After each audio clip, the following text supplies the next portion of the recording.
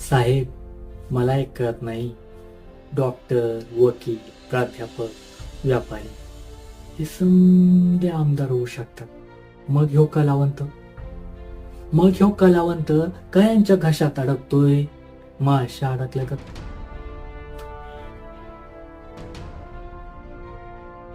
मला एक सांगा, डॉक्टर आमदार झाल्यावर पेशंटच्या ऑपरेशनचा खर्च काय कमी झाला?